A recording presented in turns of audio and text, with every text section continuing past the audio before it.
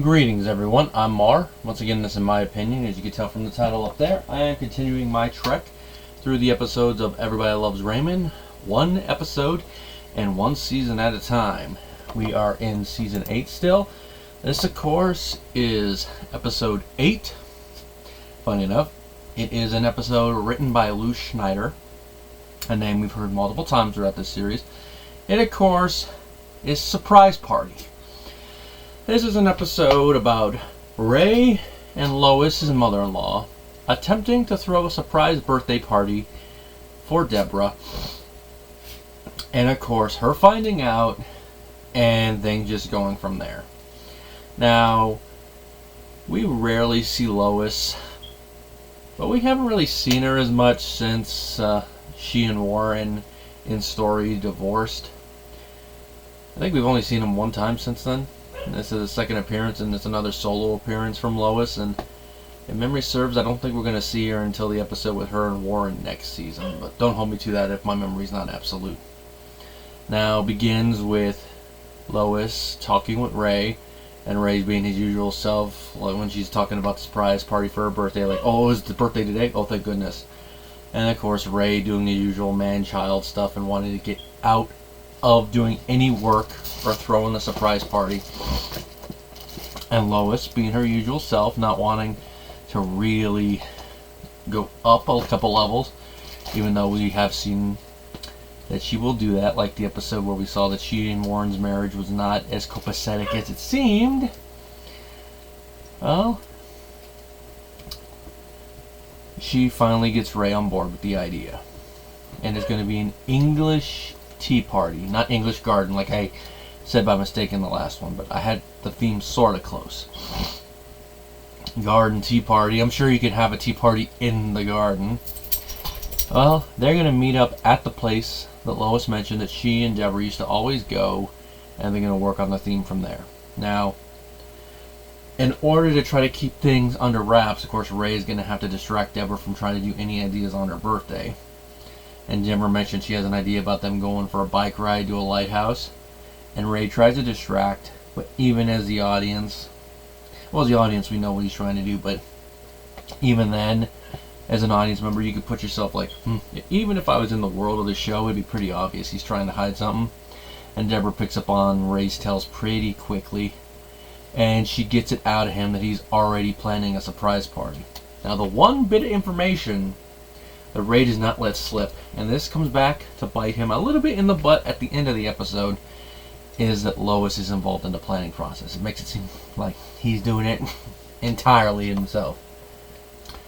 And although Debra does like tea, a English tea party is not what she has in mind for her birthday party, especially if it's going to be a surprise-esque party. She would rather have a Chinese party. Mentions that Wo Hop Chinese restaurant that's been mentioned multiple times, caters, mentions other ideas, and Ray, you could already tell, is like, oh crap, now he's gonna throw this by Lois.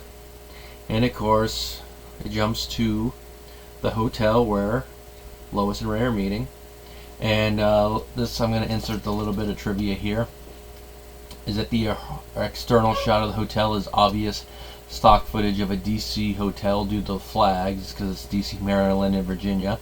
Of course, if you don't know your flags, that's going to be something that goes, meow. Like me, I never noticed that initially, and then when I saw that, I'm like, and even watching it again this time, I didn't really notice that. But if you know your flags, you're going to be like, wait a minute. Well, Ray, you can definitely tell, is fish out of water here because of the whole setting of it, like having to pick your tea, and he's all like looking for it, and then like, you know, making comments like, I'm looking for something in a Lipton, and then he just picks one by random. And then of course the watercress sandwiches, he's looking at them like, the tea, I'd probably be in my element looking at him like, I'll try that. Watercress sandwiches, I'd probably be like, And of course they go into their conversation, and Ray brings up, like, maybe it might not be the best idea, and of course Lois does try to push back in her nice way, like, I think I know my daughter, and it's like, yeah, you do have a connection to her, but I know Debra the adult, and I have a feeling she wants more something like in a Chinese party rather than that.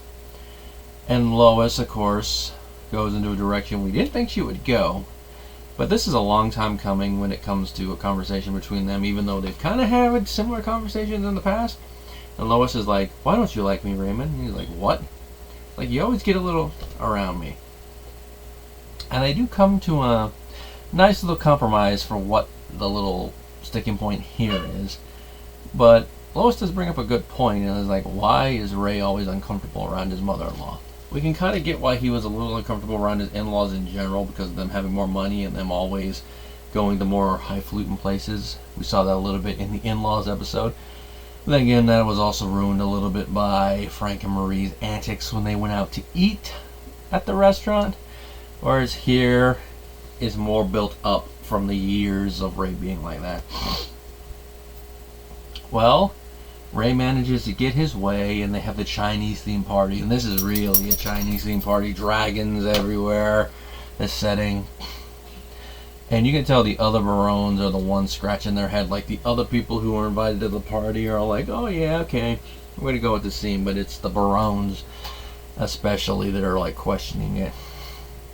Frank is doing his usual stuff like, why you throwing a Chinese theme party after what those guys did to me in Korea? His usual jokes and all that, and Peter Ball does deliver the one-liners. I mean, like I mentioned multiple times, it's in the energy level he has at this point in the show's run. But compared to how it normally is, there's a little bit more there. But it might be because the material, he's able to work himself up for the Korea jokes.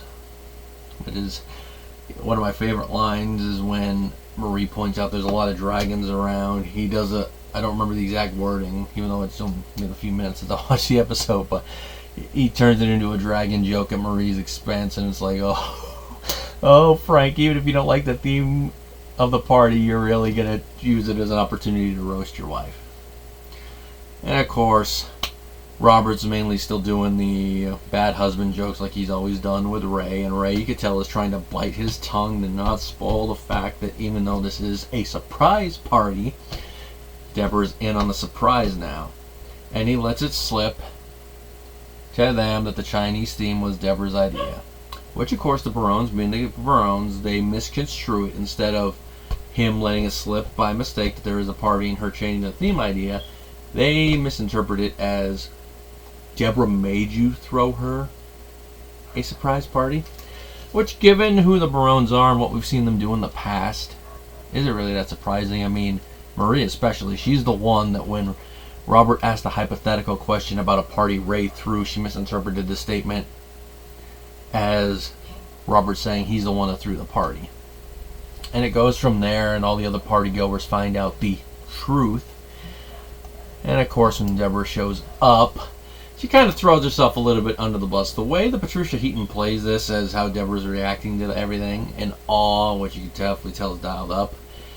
Even if the cat wasn't out of the bag with her being in on the party, more than likely everybody would have been scratching their heads going, wait a minute, she's acting a little weird here for this being a surprise party. Some of them might have went like, with it, but the fact that they all knew, they're all like, yeah, right, you're really playing it up. And they even have to point it out to Debra, and Debra does apologize and does admit that partially it's her fault for beating it out of Ray, so everybody apologizes there. But this is where we find out, of course, everybody finds out, we already kind of know from earlier, where that Ray only let the cat partially out of the bag. He did not mention that his mother-in-law was in on the planning process. And of course, when it looks like it's about to be set on camera, Ray has to go, you know, your mother's never liked me. And that's where that one goes. It ends and it goes into the epilogue. Which the epilogue, it shows that after that party, it looked like it turned into a slight disaster. Ray made up for it by actually doing what Debra originally wanted and going on the bike ride to the lighthouse. And even though he had problems about paying the $20 to go up there, it was a nice day for him. And it ends in a way you would expect with Ray when it comes to a birthday and a back massage. Unusual way there. There's not really much else to say about it. All in all, this episode, it's a fun one. It's one that, from what I remember, I never really watched a lot when I would watch the episodes in this season. For the most part, I think the episodes that I mainly watched when I would just like watch random episodes of the season would be the ones that I saw in the first run. And this one I didn't see in the first run. I saw the following one in the first run, but that's probably one of the few that I did not really watch a lot of as well. So it's probably the exception to the rule. This one would mainly be if I was watching the whole season. And watching it again, like, yeah, I could kind of see why. Because while it's entertaining, it's not the best of the season.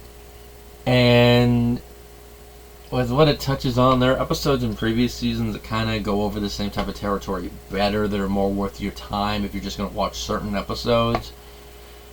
And with how far we are into the show's run, keep going back to the well of Ray and his mother-in-law not getting along the way they do, kind of feels dry. Now, you could say the same thing about how Marie acts towards Debra, and I will. There's still plenty of evidence with it. And that's one reason the show probably doesn't feel as fresh in these last two seasons as it did before. I mean, you could probably make that same argument for season 7, but I think that the rest of the stuff in that one makes up for it. Here, I'd say it's more the episodes that focus on the McDougalls and having Amy be part of the greater family that make the show feel fresher. But going back to the Lois and Warren, well, with that one exception we're going to get to next season, definitely is not as fresh. Unless you're going to have a whole episode about that side of the in-laws meeting the other ones and maybe them getting along and then going anti-Barone. It would have been interesting if there was actually an idea thrown around the writers' room that got scrapped. If so, I'd love to know why. Not even though I'm just spitballing that idea there. And there's not really much else to touch on in this episode. And now we're going to go on to the next one, which is, like I mentioned, one that I saw in first run, but it's usually one I find myself skipping. We're going to see what this one, if that changes after this. Of course, the next one is going to be The Bird. And no, it is not this bird, even though Frank probably wishes it was that bird by the end of the story from what I remember. Till then, guys.